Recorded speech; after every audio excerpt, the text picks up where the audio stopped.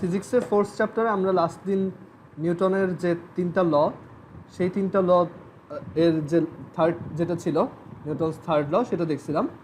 And আমরা তখন বলছিলাম যে নিউটনস থার্ড লয়ের একটা খুব ইন্টারেস্টিং এক্সাম্পল হচ্ছে কনজারভেশন অফ মোমেন্টাম। সো আমরা আজকে ওইটা নিয়েই ডিসকাস করব, কনজারভেশন অফ মোমেন্টাম।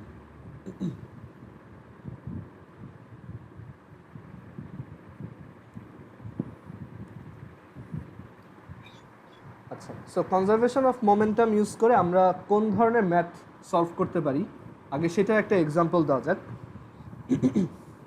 সো এখানে একটা এক্সাম্পল যদি বলি, সেটা হচ্ছে ধরো এখানে হচ্ছে একটা একটা রাস্তা আছে বা একটা লাইন আছে। তো সেই লাইনটার উপরে হচ্ছে দুইটা অবজেক্ট, এই একটা অবজেক্ট অ্যান্ড এই আর একটা অবজেক্ট। তো এখানে আমি বললাম যে ফার্স্ট অবজেক্টটার ম্যাস হচ্ছে 2 কেজি আর সেকেন্ড অবজেক্টটার ম্যাস হচ্ছে 5 কেজি। অ্যান্ড এই 2 কেজির ম্যাসটা ফার্স্টে ধরো 10 মিটার পার সেকেন্ড ভেলোসিটিতে যাচ্ছে, আর আমাদের 5 কেজির ম্যাসটা ফার্স্টে 0 মিটার পার সেকেন্ড ভেলোসিটিতে যাচ্ছে। তো এখন কোশ্চেন হচ্ছে, এটা এখানে স্টেশনারি আছে। সো এখন কোশ্চেন হচ্ছে, যদি এই দুইটা কোলাইড করে, এই দুইটা একটার সাথে আরেকটা ধাক্কা খায়, তখন এই কলিশনটার পর তারা দুইজন কত ভেলোসিটিতে যাবে। এই টাইপের ম্যাথ আমরা কনজারভেশন অফ মোমেন্টাম দিয়ে করতে পারবো। That is conservation of momentum দিয়ে আমরা ইউজুয়ালি কলিশনের ম্যাথগুলো করতে পারি। কলিশন বা বাংলায় হচ্ছে সংঘর্ষ। লাইক তুমি একটা বল, ধর একটা মার্বেল আছে আর ধরো এখানে আরেকটা মার্বেল আছে, এটা দিয়ে একটা ধাক্কা দিলা, তখন দুইটা মার্বেল কত ভেলোসিটিতে যাবে, কোন দিকে যাবে, ইটসেট্রা তুমি কনজারভেশন অফ মোমেন্টাম দিয়ে বের করতে পারবে। ওকে, অ্যান্ড এটার অনেক অনেক এক্সাম্পল হয়, আমরা এগুলো আস্তে আস্তে দেখব। সো এই কনজারভেশন অফ মোমেন্টামের থিওরিটা আসে হচ্ছে নিউটনস থার্ড ল থেকে। নিউটনস থার্ড ল থেকেই কনজারভেশন অফ মোমেন্টাম এটা ডিরাইভ করা হয়। আচ্ছা, সো লটা কীরকম? লটা কনজারভেশন অফ মোমেন্টাম যে প্রিন্সিপাল, এই প্রিন্সিপালটা আমরা আগে লিখি, তারপর আমরা এটার ম্যাথমেটিক্যাল ডেরিভেশন দেখব।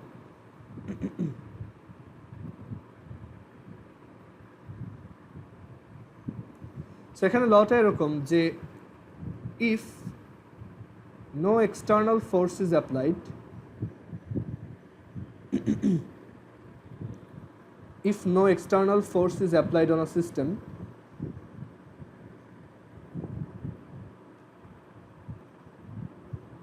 the total momentum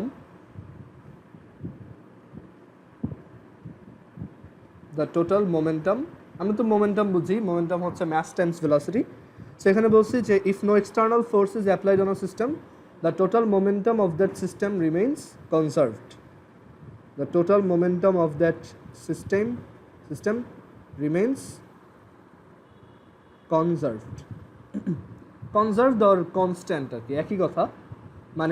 এটা দিয়ে বোঝায় যে কোনো একটা সিস্টেমের উপর, সিস্টেম কি সেটা একটু পরে বলতেছি, কোনো একটা সিস্টেমের উপর তুমি যদি এক্সটার্নালি কোনো ফোর্স না দাও, তুমি ওই দুটার মধ্যে কোনো একটার উপর কোনো ফোর্স অ্যাপ্লাই করতেছো না, তখন total momentum of that system is the total momentum of that system remains conserved or constant. এটা হচ্ছে আমাদের নিউটনস থার্ড ল থেকে কনজারভেশন অফ মোমেন্টামের আইডিয়া।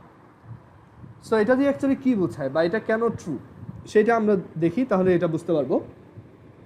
তো আমরা ফার্স্টে বলি যে একটা system actually key.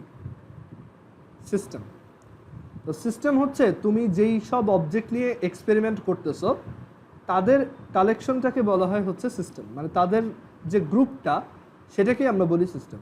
For example, এইখানে তুমি এই দুইটা অবজেক্টের উপর একটা এক্সপেরিমেন্ট করতেছো, রাইট? 2 কেজি আর 5 কেজি।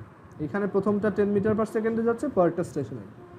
এই দুইটা অবজেক্ট মিলে, এটা আমার এক্সপেরিমেন্টের মেইন জিনিস দেখে, এই দুইটা অবজেক্ট মিলে হচ্ছে আমার সিস্টেম, এই গ্রুপটাকে আমরা বলবো সিস্টেম। এটা একটা অ্যাবস্ট্রাক্ট আইডিয়া যে এই দুজন মিলে হচ্ছে একটা সিস্টেম। আচ্ছা, সো আমাদের এক্সপেরিমেন্টের যে পোর্শনটা যেটা নিয়ে আমরা কেয়ার করি সেটাই হচ্ছে অ্যাকচুয়ালি সিস্টেম, আর তার পাশে বাকি সব হচ্ছে সারাউন্ডিংস। আমাদের সব ক্যালকুলেশন সিস্টেম নিয়ে। আচ্ছা, সো সিস্টেম হচ্ছে যে the portion of universe which we care for experiment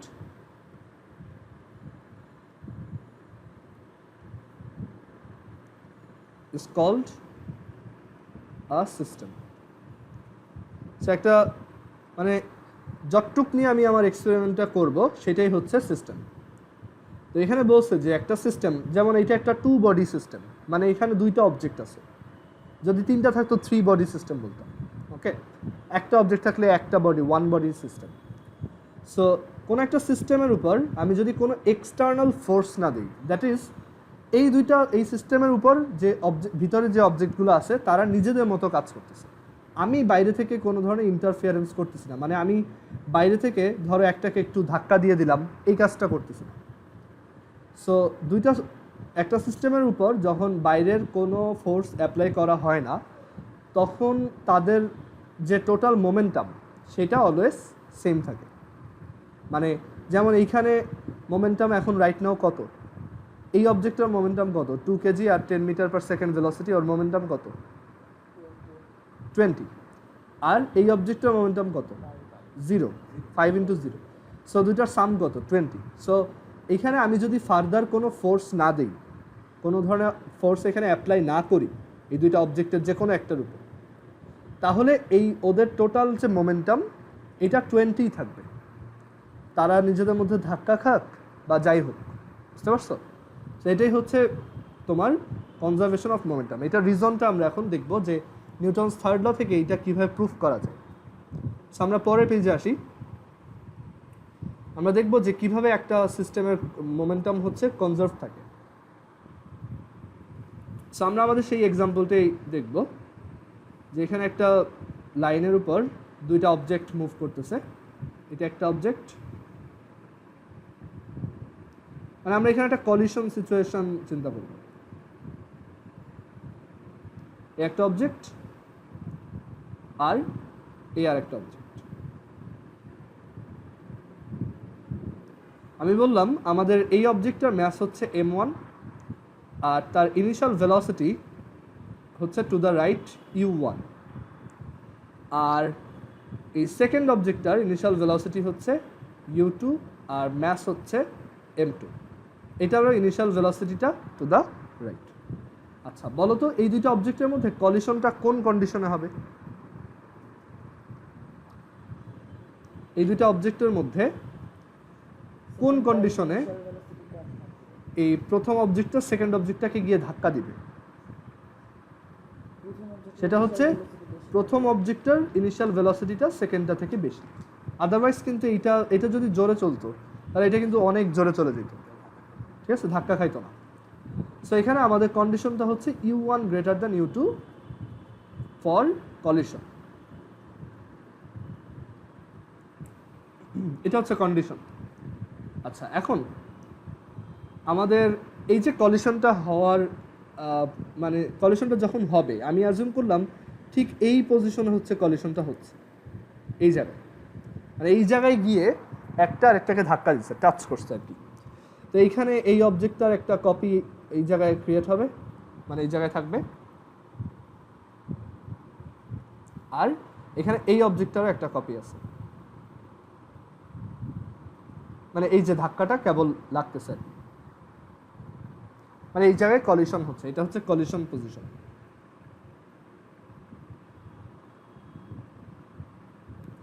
এখন দেখো কলিশন যখন হবে তখন কি একটা আরেকটার সাথে কন্ট্যাক্টে আসবে, তখন কি একজন আরেকজনের উপর ফোর্স দিবে না একটা? নিউটনস থার্ড ল, আমি একটা অবজেক্টকে দিয়ে আরেকটা যখন ধাক্কা দিই, ওকে টাচ করে একটা ধাক্কা দেই না, ফোর্স দেই না? তো এইখানেও যখন কলিশনটা হবে এই ফার্স্ট অবজেক্টটা, এটা হচ্ছে আমাদের ফার্স্ট অবজেক্ট, এটা হচ্ছে সেকেন্ড অবজেক্ট, ফার্স্ট অবজেক্টটা সেকেন্ড অবজেক্টের উপর কি একটা ফোর্স অ্যাপ্লাই করবে না?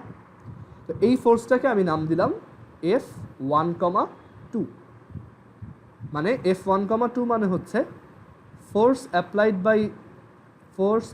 By object 1, force applied by object 1 on object 2, মানে 1 নম্বর অবজেক্টটা 2 নম্বর অবজেক্টের উপর যে ফোর্সটা দিচ্ছে। আচ্ছা এখন বলো তো একজন, যে এই সেকেন্ড অবজেক্টটা ফার্স্ট অবজেক্টের উপর কত ফোর্স অ্যাপ্লাই করবে তখন। হ্যাঁ, সেটার নাম হবে F21, বাট সেটার ভ্যালুটা কার সমান হবে বলো তো? F12 সমানই হবে ভাই। হ্যাঁ, সেটা F12 সমানই হবে, because Newton's third law. According to Newton's third law,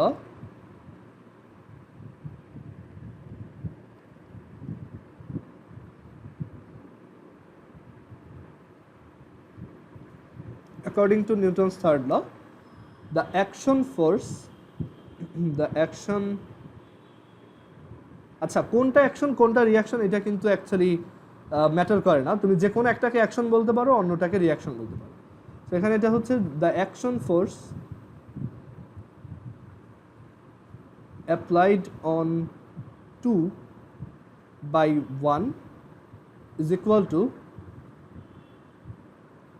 to the reaction force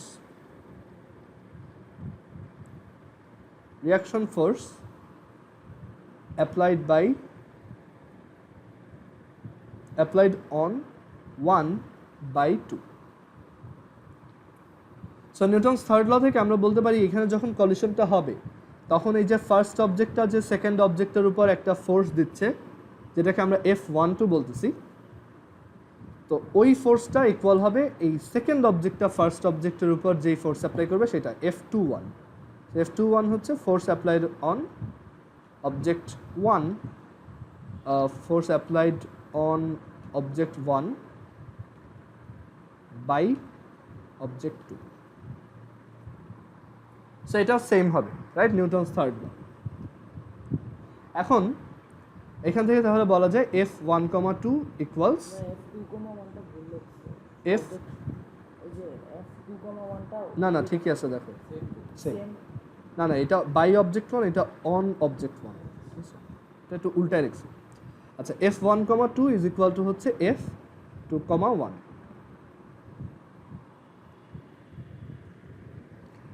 but এখন একটা জিনিস দেখো, এই ফোর্স হচ্ছে একটা ভেক্টর কোয়ান্টিটি, দ্যাট ইজ তার ডিরেকশনটা ম্যাটার করে।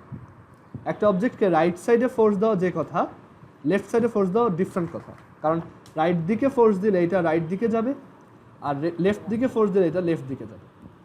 তো এখন একটা জিনিস খেয়াল করে দেখো, এই দুইটা ফোর্স কিন্তু ইকুয়াল অ্যান্ড অপোজিট, সো এখানে একটা কি দিতে হবে, মাইনাস। এটা আমরা ওই যে নিউটনস থার্ড লতেও বলে আসছি। আচ্ছা, নাও এখন এই যে কলিশনটা হইল, ঠিক আছে, আমি অ্যাজিউম করলাম এই কলিশনটার পর আমাদের অবজেক্ট দুইটার সাথে ধাক্কা খেয়ে তো এরপর মানে আবার সরে যাবে, রাইট, মানে অন্য ভেলোসিটিতে সরে যাবে। তুমি যদি একটা মার্বেলকে আরেকটা মার্বেল দিয়ে ধাক্কা দাও, দেখবা যে দুইটা ধাক্কা খাওয়ার পর অন্য ভেলোসিটিতে যাচ্ছে। তো এখন আমরা জানতে চাই যে কলিশনের পর এখন ধরো এই দুইটা অবজেক্ট এই জায়গায়, আচ্ছা একটা অবজেক্ট এটা, কলিশনের পর এই হচ্ছে একটা অবজেক্ট, আর কলিশনের পর এই হচ্ছে সেকেন্ড অবজেক্টটা।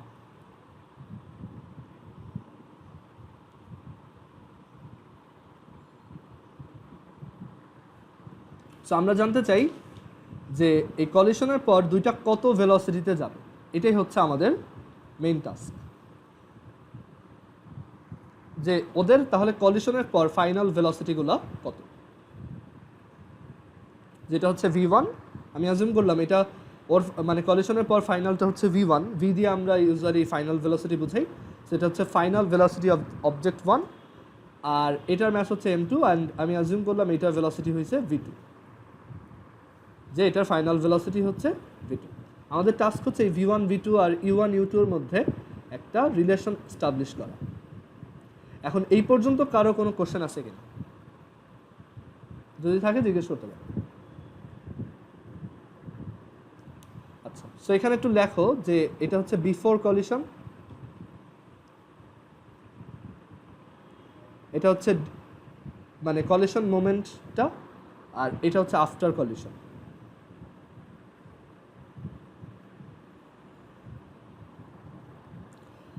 আচ্ছা, এখন আমাকে বলো তো যে ধরো একটা কলিশন যখন হয় সেটা মানে কীরকম টাইমের জন্য হয়, ধরো একটা ক্রিকেট বল দিয়ে একটা ক্রিকেট ব্যাট, মানে একটা ক্রিকেট বল এসে একটা ক্রিকেট ব্যাটের উপর ধাক্কা খেলো আর কি।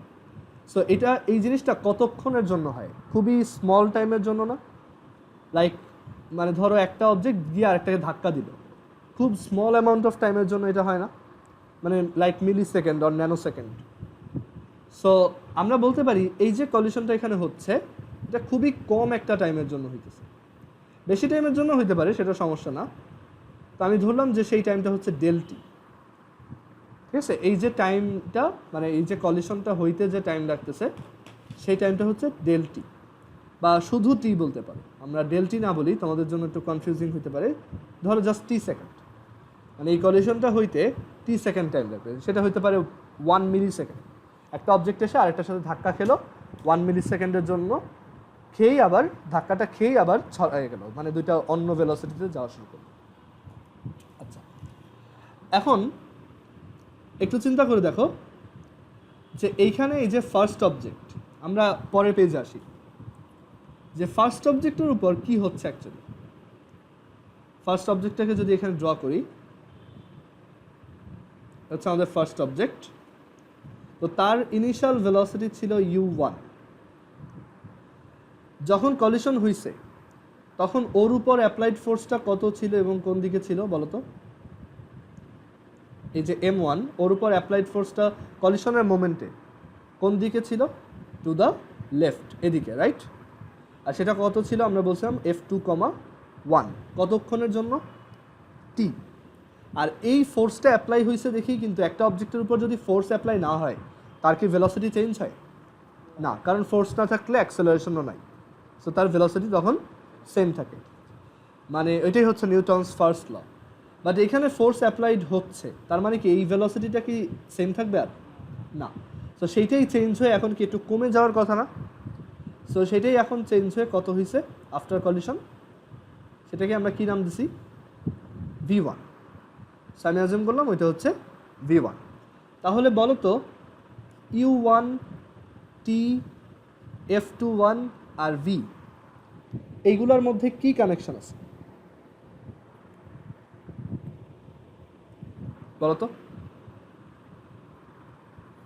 f ইকুয়ালস হচ্ছে কি m এ না? তো এখানে অ্যাপ্লাইড ফোর্সটা কত? f2,1। আর সেটা কোন দিকে? লেফট। আমরা লেফটের দিকে সবাইকে কি ধরতেছি? মাইনাস। সেখানে কি বসবে? Minus f2,1। আর এই ফোর্সটার জন্যই ওর ফাইনাল ভেলোসিটি এইটা, ইনিশিয়াল ভেলোসিটি এইটা, আর এই ফোর্সটা কাজ করছে কতক্ষণের জন্য? T. So F equals M A, M হচ্ছে m1 আর এ কত? এ হচ্ছে v minus U by T. So এখানে v হচ্ছে v1, ইউ হচ্ছে u1 আর টি হচ্ছে শুধু টি, ঠিক আছে? টি। তো এই জায়গা থেকে কি লেখা যায়? মাইনাস f2,1, এটা কত? m1 into v1 minus u1 divided by T. এটা ক্লিয়ার? কারো কোশ্চেন আছে এটাই? এটা হচ্ছে ফর অবজেক্ট 1।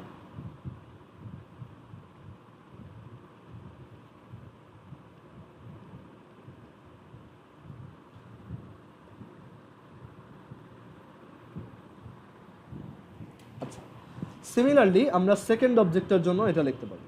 ফর অবজেক্ট 2 আমাদের সেকেন্ড অবজেক্টটার প্রথম ভেলোসিটি কত ছিল? u2, হ্যাঁ। তারপর যখন কলিশন হয়েছে, কলিশনের মোমেন্টে সেকেন্ড অবজেক্টের উপর কোন দিকে ফোর্স অ্যাপ্লাই হচ্ছিল? রাইট সাইডে।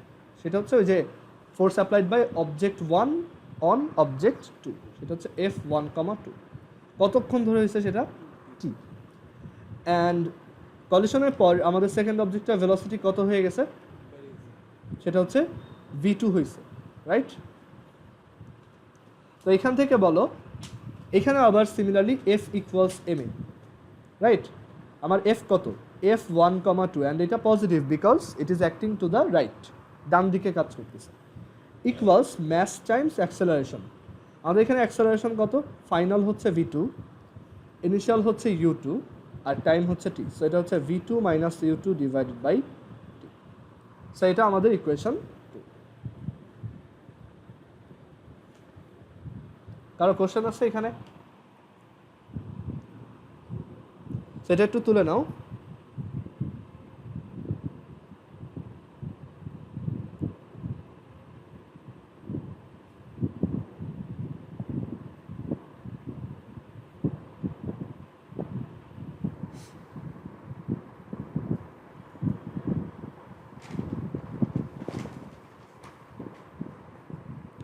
ওকে, সো এখন ভাইয়া আমরা কিন্তু অলরেডি বলে আসছি 1 আর যে 2 আমরা হচ্ছে 1, সেম, 2, মানে 2, f 1, 1 এরকম 2ই ক্যান্সেল হচ্ছে, করতেছি। হ্যাঁ বলো।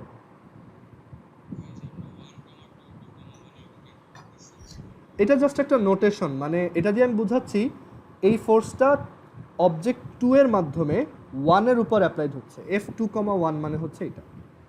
আর f1, 2 দিয়ে আমি বুঝাচ্ছি যে এই ফোর্সটা অবজেক্ট 1 এর উপর অবজেক্ট 2 এর উপর 1 দিয়ে অ্যাপ্লাইড হইতেছে, মানে 1 গিয়ে অবজেক্ট 2 কে তাহলে ওই ফোর্সে ধাক্কা দিচ্ছে। এফ এর আগে মাইনাস দেওয়ার কারণ এটা কি জাস্ট একটা যে নোটেশন, বড় এটা তুমি অবজেক্টে অন্যভাবেও ছোট লিখতে পারো। অবজেক্টটাকে ধাক্কা দিচ্ছে এমন কিছু?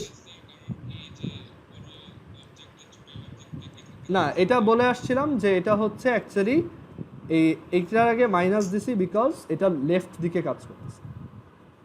আর f2, 1 তো ওই সেকেন্ড অবজেক্টটা ফার্স্ট অবজেক্টের উপর অ্যাপ্লাই করতেছে, রাইট? ফোর্স অন 1/2, সো সেটা হচ্ছে এই দিকে, সো এর জন্য এটা লেফট দিকে, সো আমরা লেফট দিকে সবাইকে মাইনাস, মানে আর রাইট অবজেক্টটাকে দিকে একটা সবাইকে ডান প্লাস। সাইড থেকে ছাড়া দিছে উল্টাটাও একটা বাম ধরতে সাইড পারতাম, থেকে। সেমই আসতো।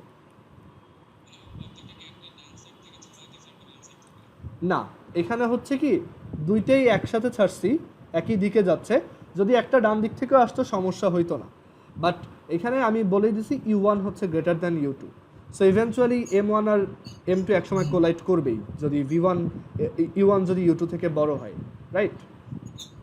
এখানে ওদের ইনিশিয়ালি কোনো অ্যাক্সেলারেশন নেই, বুঝা গেছে? ওরা হচ্ছে ইউনিফর্মলি চলতেছিল, বাট ধাক্কা খাওয়ার পরপরই, মানে ঠিক যতটুক মোমেন্টে ওরা একজন আরেকজনের টাচে ছিল, তখন হচ্ছে ওদের উপর একটা ফোর্স অ্যাপ্লাই হয়েছে। খুব স্মল অ্যামাউন্ট অফ টাইমের জন্য এই ফোর্সটা অ্যাপ্লাই হওয়ার জন্য ওদের প্রত্যেকেরই একটা অ্যাক্সেলারেশন হয়েছে বা ডিসেলারেশন হয়েছে, যেটাই বলো, অ্যান্ড তার জন্য ওদের ভেলোসিটিটাও চেঞ্জ হয়ে গেছে। ক্লিয়ার এটা সবার এখন? আচ্ছা, এখন আমরা এখানে বলে আসছি f1, 2 equals minus f2, 1, so আমরা পরের পেজে আসি যে f1, 2 হচ্ছে f2, 1 এর সমান। সো এখান থেকে আমরা কি কনক্লুশনে রিচ করতে পারি যে f1, 2 equals f minus f2, 1। এখন f1, 2 একটু আগে বললাম সেটা হচ্ছে m1 v1 minus u1 by t1, sorry t is equal to minus f21 হচ্ছে m v2 minus u2 divided by হচ্ছে t।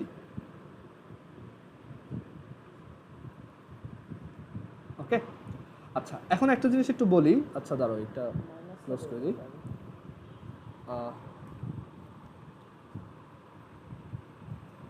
f2, আচ্ছা আমি এখানে উল্টা লিখছি, সরি f1, 2 হচ্ছে m1 m2 v2 minus u2 divided by t1, sorry t is equal to minus f2, 1। আচ্ছা এখানে একটা কাজ করো, শোনো, আমরা এখানে শুধু ভ্যালু দিয়ে চিন্তা করি যে আমরা তো f2, 1 এর ভ্যালু জানি, ঠিক আছে? এখানে যদি জাস্ট ভ্যালু দিয়ে চিন্তা করো, এই মাইনাসটা দেওয়ার দরকার নেই, মানে জাস্ট ভ্যালু হিসেবে চিন্তা করো যে f2, 1 হচ্ছে মানে অবজেক্ট 1 এর উপর অবজেক্ট 2 দিয়ে অ্যাপ্লাইড ফোর্স, তো সেটা হচ্ছে তার final velocity minus initial velocity divided by time into mass, মানে ma। সো এখানে এই মাইনাসটা দেওয়ার দরকার নেই, বুঝতে পারছো? কারণ এই মাইনাসটা আসলে ডিরেকশন বোঝায়, বাট সেটা আমরা অলরেডি এইখানে একবার কাউন্ট করেই আসছি যে f1, 2 হচ্ছে মাইনাস f2, 1। তো আমাদের এইখানে তো আমরা শুধু ভ্যালুটা বসাবো, রাইট? এই যে f2, 1 এটা কিন্তু জাস্ট একটা ভ্যালু, এটার কিন্তু কোনো ডিরেকশন নাই, তার ডিরেকশনটা আমি এই মাইনাস দিয়েই বুঝাচ্ছি। সো এইখানে তুমি যদি একবার মাইনাস দাও তাহলে এইখানে আবার মাইনাসটা দেওয়ার দরকার নেই, আমরা জাস্ট ভ্যালুটা ক্যালকুলেট করতেছি। সো এখানে আসে m2 v2 minus u2 divided by t is equal to minus f2, 1 এর ভ্যালু হচ্ছে m1 v1 minus u1 divided by টি। এখন বোথ সাইড থেকে দেখো টি কাটা যায়, সো আমরা এখান থেকে পাবো m2 v2 minus u2 is equal to minus m1 v1 minus u1 minus v1 minus m1 into v1 minus u1।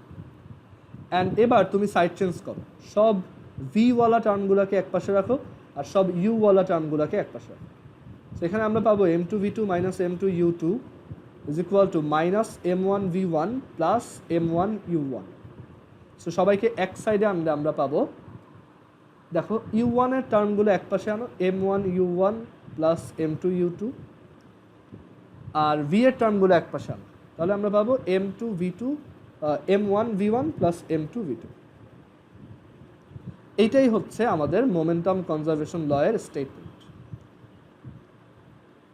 এই রিলেটেড ম্যাথসগুলো দিলে কি আমাদের আবার এরকম ভাঙতে হবে যে f1 2 equal to minus f2 1, এই যে এরকম ভাঙলে এরকম কি ভাঙতে হবে নাকি ডাইরেক্ট ফর্মুলা দিয়ে ম্যাক্স করে যাবে?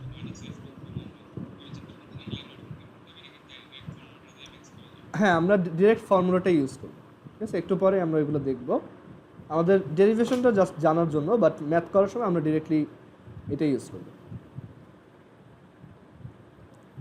আচ্ছা, তো এটাকে কেন কনজারভেশন অফ মোমেন্টাম বলতেছি?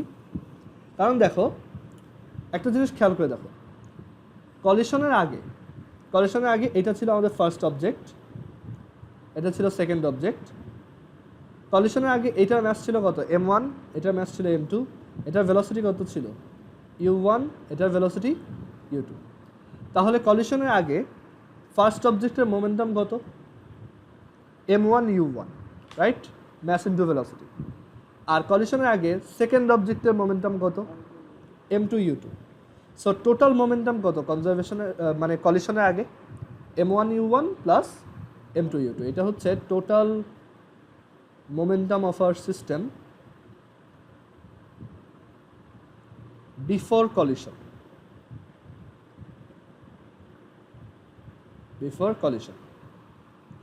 আচ্ছা, কলিশন হইল, ধরো এই জায়গায় কলিশনটা হয়েছে, হওয়ার পর এই ফার্স্ট অবজেক্টটা এখন কত ভেলোসিটিতে যাচ্ছে? ফার্স্ট অবজেক্টটা কত ভেলোসিটিতে যাচ্ছে কলিশনের পর? v1। তো আর সেকেন্ড অবজেক্টটা কত ভেলোসিটিতে যাচ্ছে? v2।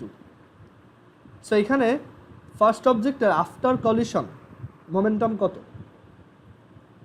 m1 v1। আর সেকেন্ড অবজেক্টটার আফটার কলিশন মোমেন্টাম কত বলো তো? v2, m2 v2, right? তাহলে টোটাল মোমেন্টাম কত আমাদের? m1 v1 plus m2 v2। So এটাকে আমরা কি বলি? Total momentum after the collision. মানে কলিশনটা হওয়ার আগে আর পরে টোটাল মোমেন্টামের সামটা সেম ছিল, হয়তো দুজনের মোমেন্টাম চেঞ্জ হয়ে গেছে, বাট টোটাল সামটা সেম আছে।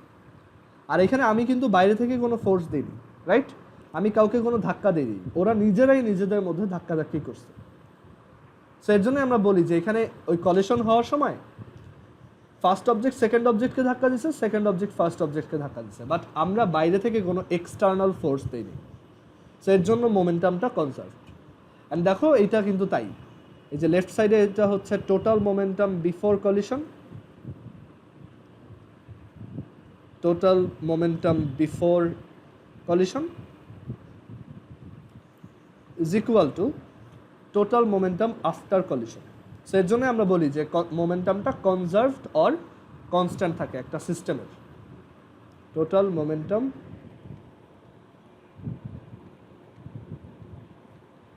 After collision.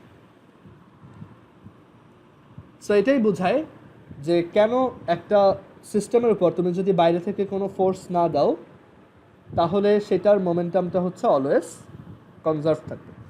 ক্লিয়ার এটা? তো আই হোপ এটা ক্লিয়ার হয়েছে। যদিও কনজারভেশন অফ মোমেন্টাম আরও সহজ একটা তোমার আইডিয়া দিয়ে প্রুফ করে ফেলা যায়। সেটা হচ্ছে কি, দেখো একটা জাস্ট ধরো যে কোনো একটা সিস্টেম, আমি জানি না ওইটার ভিতরে কয়টা অবজেক্ট আছে, ধরো এটা একটা সিস্টেম, ঠিক আছে? এটা একটা সিস্টেম। যার মোমেন্টাম হচ্ছে p1। তো এইটার উপর আমি কোনো ফোর্স দিলাম না, মানে ফোর্স না দেওয়া মানে কি, জিরো ফোর্স দেওয়া, রাইট?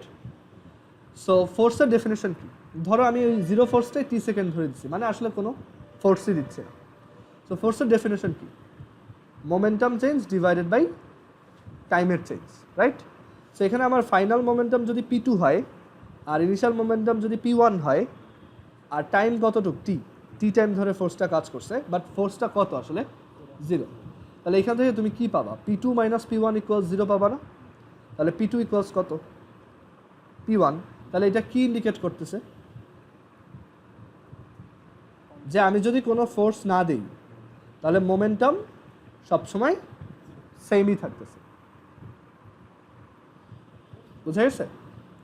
সো এটাই হচ্ছে actually conservation of momentum. If no external force is applied on a system, the total momentum of that system, no matter what, এখানে যতগুলো অবজেক্টই থাকুক না কেন, দুইটা, একটা, 100টা, যে কয়টাই থাকুক না কেন, এই সিস্টেমের উপর তুমি যদি বাইরে থেকে কোনো ফোর্স অ্যাপ্লাই না করো, তাহলে এখানে ওদের টোটাল মোমেন্টামটা সেম। ক্লিয়ার?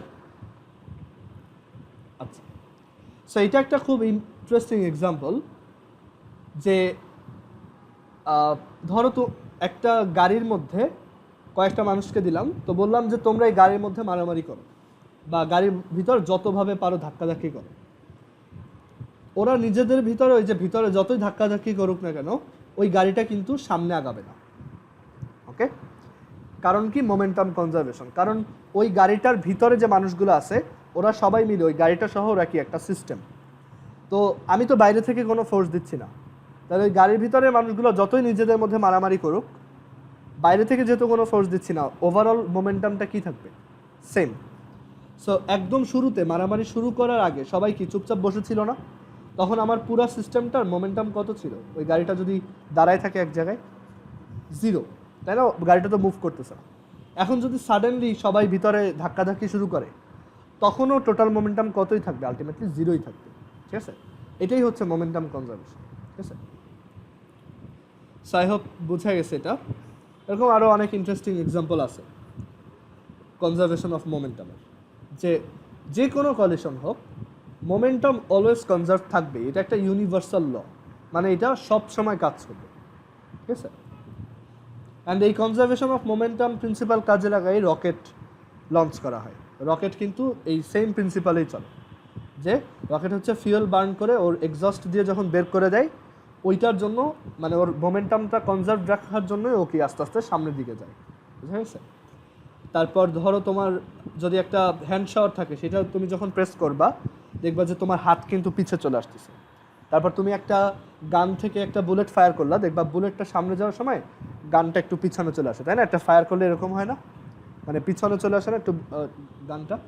সেই সব এক্সাম্পল আমরা দেখাবো আস্তে ধীরে। বাট আমরা এখন একটা ফর্মুলা পেয়ে গেছি যে একটা কলিশন হইলে ফর্মুলাটা খুবই সহজ, m1u1 plus m2u2 is equal two m1v1 plus m2v2। So আমরা এখন একটা ম্যাথ দেখবো, দেন এই ফর্মুলাটা আমরা মানে এই সিনারিওটা আমরা সিমুলেট করে দেখবো যে এটা আসলে দেখতে কেমন। সো পরের পেজে আসি। ম্যাথটা এরকম যে two objects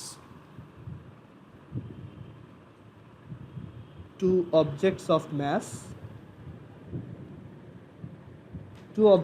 mass 5 kg and 3 kg are moving on a straight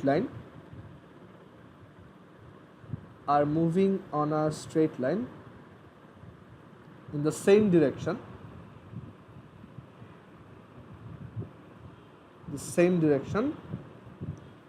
with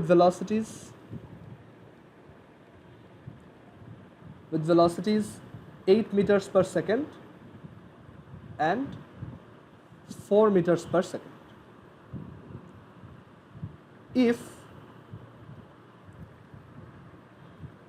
the velocity of the heavier object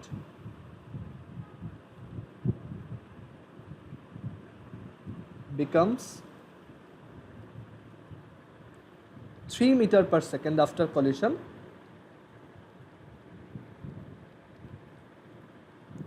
find the velocity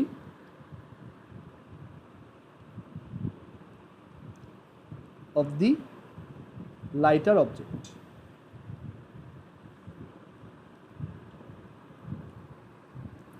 so কোশ্চেনটা হচ্ছে খুবই সিম্পল, একটা 5 কেজি আর আরেকটা হচ্ছে 3 কেজি। সো 3 কেজিরটা ডেফিনেটলি সামনে আর 5 কেজিরটা তার পিছনে। তো এই হচ্ছে 5 কেজি অবজেক্ট আর এখানে হচ্ছে একটা 3 কেজি অবজেক্ট। এইটা 4 মিটার পার সেকেন্ড, এটা 8 মিটার পার সেকেন্ড। তো ধাক্কা খাওয়ার পর 5 কেজির অবজেক্টটা 3 মিটার পার সেকেন্ডে মুভ করতেছে, এইটা কত ভেলোসিটিতে মুভ করবে। আচ্ছা সবাই একটু আরেকবার কানেক্ট হও, আমাদের মিটিংয়ের টাইম। আচ্ছা সো এখন এই ম্যাথটা দেখি কীভাবে করা যায়।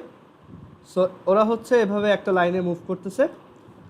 তো কলিশন হওয়ার পর এখানে ধরো ওরা কোলাইড করছে সামহোয়ার। তো কলিশনটা হওয়ার পর আমাদের এই যে first object 5 KG heavier object, সেটাই হচ্ছে 5 কেজির হেভিয়ার অবজেক্টটা এখন 3 মিটার পার সেকেন্ডে মুভ করতেছে। তো টাস্ক হচ্ছে এই লাইটার অবজেক্ট দ্যাট ইজ 3 কেজির অবজেক্টটা এখন কত ভেলোসিটিতে মুভ করতেছে। দ্যাট ইজ আমরা যদি এখানে এগুলাকে নাম দেই যে এটা হচ্ছে M1, এটা হচ্ছে U1, এটা হচ্ছে M2, এটা হচ্ছে U2, এটা হচ্ছে M1, এটা হচ্ছে V1, এটা হচ্ছে M2, V2 কত সেটা জানতে চাইছে। সো আমাদের ফর্মুলা কিন্তু খুবই সহজ, M1 U1 plus M2 U2 is equal two M1 V1 plus M2 V2। Just value বসাবো। সো আমাদের M1 হচ্ছে 5, U1 হচ্ছে 8 প্লাস M2 হচ্ছে 3, U2 হচ্ছে 4 ইকুয়ালস M1 হচ্ছে 5, V1 হচ্ছে 3 প্লাস M2 হচ্ছে 3, V2 আমরা জানি না।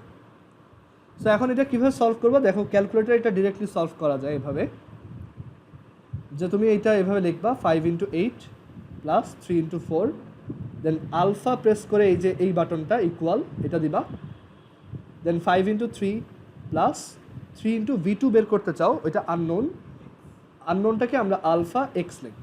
এবার শিফট সলভ ইকুয়াল আসে 12.33। ঠিক আছে, হ্যাঁ এখানে যেটা করবা শিফট তারপর এই যে এই বাটনটা ক্যালক দেন ইকুয়াল। আচ্ছা এটা ডিফারেন্ট ক্যালকুলেটারে ডিফারেন্ট ওয়েতে করা যায়, বাট এটা তোমাদের দরকার নেই, আমি বলবো তোমরা এটা ম্যানুয়ালি করো। 5 8 * 40, 3 4 * 12, 5 3 * 15, এটা হচ্ছে 3 V2। সো এখান থেকে একটু ক্যালকুলেট করলেই V2 ইজ ইকুয়াল টু তুমি পাবা 12.333 অর 37/3। তো বুঝে গেছে এই ম্যাথটা কীভাবে করবা। আচ্ছা এখানে একটা কনভেনশন আছে, কনভেনশনটা হচ্ছে খুবই সহজ, যে আমাদের কোনো একটা অবজেক্ট যদি লেফট টু রাইট চাই, লেফট টু রাইট, তখন আমরা সেটাকে বলি প্লাস, আর অবজেক্টটার যদি রাইট টু লেফট আসে তখন সেটাকে আমরা বলবো মাইনাস। উল্টাটাও ধরা যাইতো, কোনো সমস্যা নাই, এটা তোমার ইচ্ছা, বাট আমরা ইউজুয়ালি এটা করি।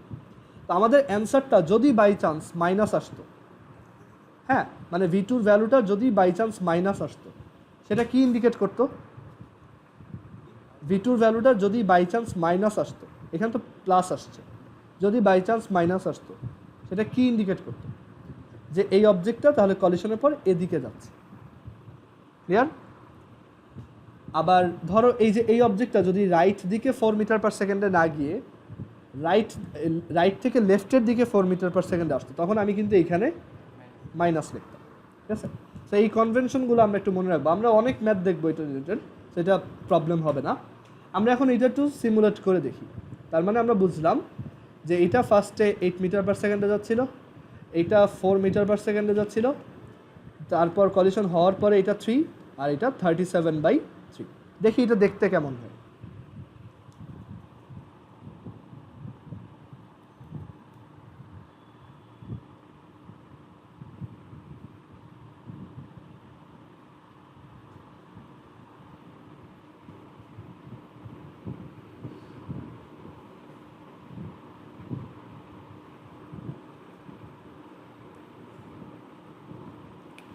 আচ্ছা তো ধরো এখানে একটু ওয়েট, আমি এটা দেখাচ্ছি।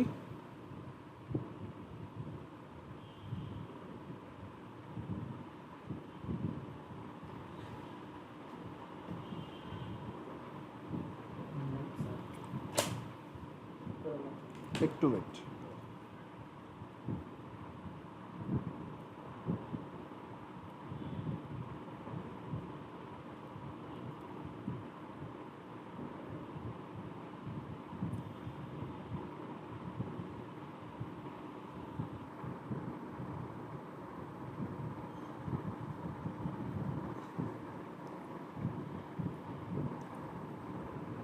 তো এটা হচ্ছে আমাদের ধরো সেই 5 কেজির অবজেক্টটা, যেটা হচ্ছে কত ভেলোসিটিতে যাচ্ছিল, 8 মিটার পার সেকেন্ড। এটা দেখা যাচ্ছে আই হোপ, এই যে এটা। আর এটা হচ্ছে আমাদের সেই তোমার 3 কেজির অবজেক্টটা,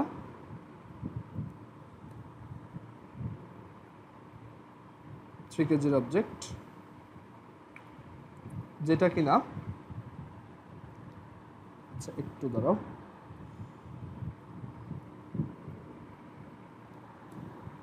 যেটা কিনা হচ্ছে ফার্স্টে 4 মিটার পার সেকেন্ডে যাচ্ছে, সেটাও লিখে দিই, হচ্ছে 3 KG object 4 metre per second, right? হ্যাঁ। তো এখন কলিশনের পর বলছি 5 কেজির অবজেক্টটা কততে যাচ্ছে এখন, 3। সো কলিশনের পর এই অবজেক্টটা, আচ্ছা আগে দেখাই যে ওরা কোলাইড করে, ঠিক আছে? সো দেখো, দেখো এক সময় গিয়ে ওরা ধাক্কা খাবে, বুঝা গেছে? সো এখন আমরা দেখবো যে কলিশনটা হওয়ার পরে কি হবে। সো একটু ওয়েট করে, আমি এটা বানাচ্ছি।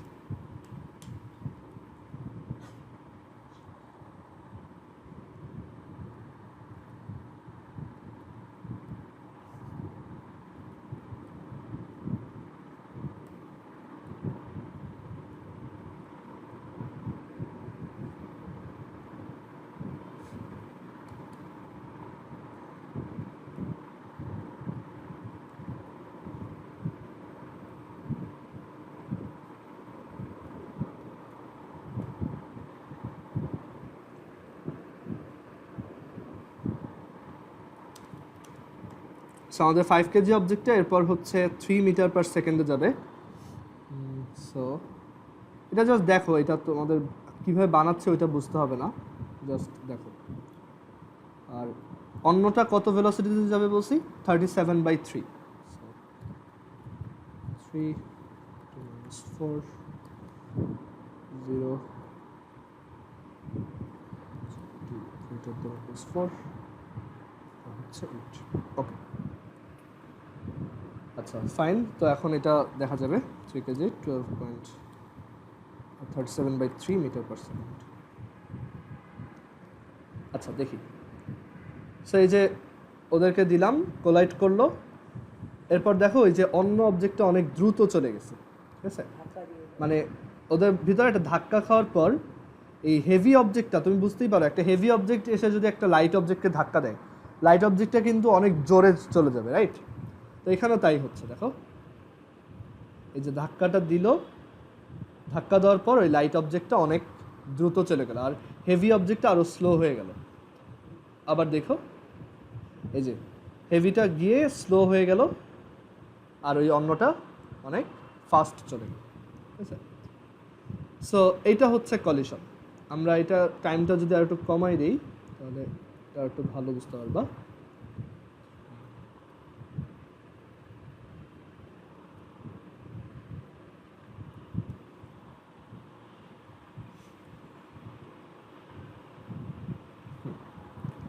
সো আবার দেখো এই যে ধাক্কা, দেন লাইটটা অনেক ফাস্ট চলে গেছে। ওকে, সো আমরা এখানে যে কোনো ম্যাথ করে ওইটা সিমুলেট করতে পারবো। লাইক এটা যদি ধরো 3 মিটার পার সেকেন্ডে না গিয়ে ধরো এটা যদি 6 মিটার পার সেকেন্ডে যাইতো, তখন এটার অ্যান্সার কত হইতো একটু বের করো তো তোমরা। যে কোশ্চেনটা আমি এই পরের পেজে লিখি, এটা খুব সহজ। যে যেটা হচ্ছে একটা 5 কেজির অবজেক্ট, এটা হচ্ছে 8 মিটার পার সেকেন্ডে যাচ্ছে, আর একটা 3 কেজি অবজেক্ট 4 মিটার পার সেকেন্ডে যাচ্ছে। After the collision the first object is moving with velocity 6 metre per second. তো 3 কেজির অবজেক্টটা তখন কত ভেলোসিটি নিয়ে যাবে? করো, এটা করো, তারপর আরেকটা ট্রাই করবা।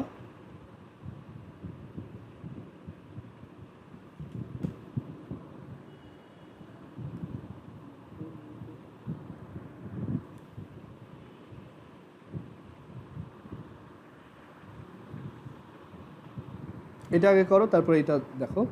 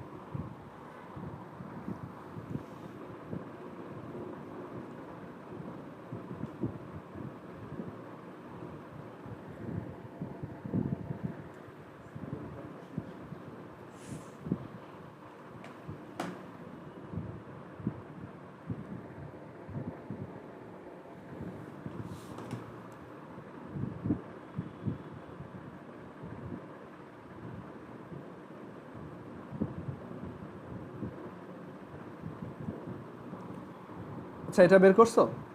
কত আসে? 7.33। আচ্ছা দেখি, 5 × 8 + 3 × 4 = 5 × 6 + 3v2। সো এখান থেকে আসবে 22 = 3v2। So v2 = 22/3। সো এটা আমরা এখানে সিমুলেট করে দেখতে পারি যে আমাদের ফার্স্টে ছিল এটা 8 আর 4, আর তারপর হয়েছে এটা 6 আর হচ্ছে 22/3। তো দেখো ওইটা কেমন দেখাবে, এই যে ধাক্কা দিবে। ক্লিয়ার? আচ্ছা, তো এখন আমরা এর পরের ম্যাথটা দেখি যে 5 কেজি আর 5 কেজি একটা অবজেক্ট আছে যেটা হচ্ছে 8 মিটার পার সেকেন্ড তোমার ভেলোসিটিতে যাচ্ছে লেফট রাইট দিকে, আর 3 কেজির আরেকটা অবজেক্ট হচ্ছে 4 মিটার পার সেকেন্ডে লেফট দিকে আসতেছে। তো ওদের মধ্যে কলিশনের পরে আমি বললাম যে ফার্স্ট অবজেক্টটা এই ধাক্কাটা খেয়ে পুরো উল্টায় গেছে, উল্টায় এখন 4 মিটার পার সেকেন্ডে যাচ্ছে। ওকে, তো কোশ্চেন হচ্ছে সেকেন্ড অবজেক্টটার তাহলে কি অবস্থা হবে, সেটা কোন দিকে যাবে আর কত ভেলোসিটিতে যাবে, এটার তোমার ভেলোসিটিটা কত অ্যান্ড কোন দিকে। তো আমি অ্যাজিউম করব যে ওইটা রাইট দিকেই যাবে, অ্যাজিউম, ঠিক আছে। যদি এটা ভ্যালু মাইনাস আসে তাহলে বুঝে নিব যে এটা আসলে লেফট দিকে যাবে, বাট অ্যাজিউম করে নিতে সমস্যা নেই যে এটা রাইট দিকে যাবে। সো আমাদের এখানেও v2 বের করতে হবে। আচ্ছা, তো m1u1 plus m2u2 equals m1v1 plus m2v2। এখন m1 এর ভ্যালু কত?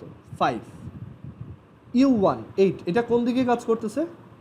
রাইট সাইডে, রাইট ডিরেকশনে কাজ করতেছে। সো এটার ভ্যালু প্লাস m2 সেটা হচ্ছে 3, u2 কোন দিকে কাজ করতেছে? লেফট, সো এটা মাইনাস। এই যে ভ্যালুটা বসানোর সময় মাইনাসে বসাবো। আর m1 এটার ভ্যালু আবার কত? 5, v1 সেটা এখন কোন দিকে? v1টা কোন দিকে? লেফট, আর তার ভ্যালু কত? 4, সেটা লিখবো কত? -4 প্লাস m2 কত? 3 আর v2। তো এখন এখান থেকে আমি v2 বের করব। সো v2 কীভাবে বের করবা? এই সাইড ক্যালকুলেট করো, এই সাইড হচ্ছে 40 - 12 which is 28, আর হ্যাঁ হলাম, তুমি যেতে পারো, সমস্যা। সেটা হচ্ছে 40 - 12 which is 28 আর এই সাইড হচ্ছে -20 plus 3v2, so v2 is equal two আসবে 16 মিটার পার সেকেন্ড। ক্লিয়ার এটা? মানে এইভাবে যদি একটা কলিশন হয় তাহলে দেখা যাবে 3 কেজি ম্যাচটা উল্টা দিকে 16 মিটার পার সেকেন্ডে চলে যাবে। আর একটু ভেরিফাই করে দেখি যে কোনো ভুল গেছে কিনা।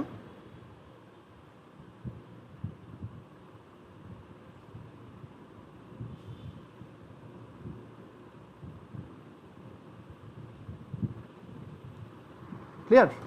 সো এখানে বোঝা যাচ্ছে যে এইভাবে যদি একটা কলিশন হয় তখন এইটা আলটিমেটলি 16 মিটার পার সেকেন্ড ডিস্টেন্সে চলে যাবে, মানে সরি 16 মিটার পার সেকেন্ড ভেলোসিটিতে চলে যাবে। এইটা এখানে দেখানো যায় কিনা আমি একটু ট্রাই করে দেখি।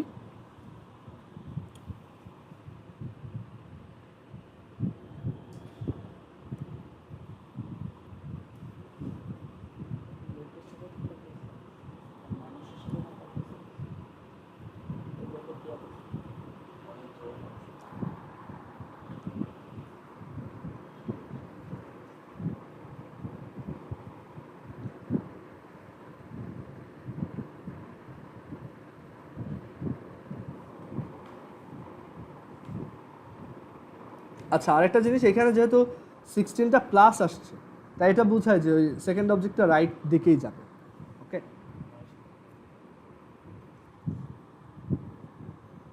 আচ্ছা এটা দেখানো যায় কিনা একটু দেখি।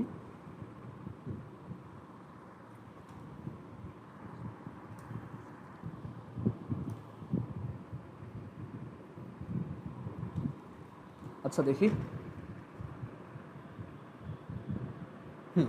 এটাও কাজ করে যে এখানে দুইটা অবজেক্ট আছে, তো আমি তাদের এগুলোকে আরেকটু মডিফাই করে দিই। ধরো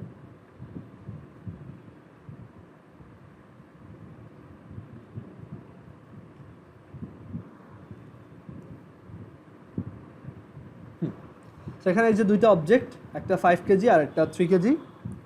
সো দেখো তারা এই যে মানে এইখানে এই ডিস্টেন্সে ছিল, সো আমি তাদেরকে যেই আসতে দিলাম ওরা এই যে কোলাইড করে দুই দিকে ছিটকে গেল। কারো কোশ্চেন আছে এখানে? হ্যাঁ, এই যে আবার দেখো দুইটার সাথে ধাক্কা খেয়ে উল্টা দিকে চলে গেল।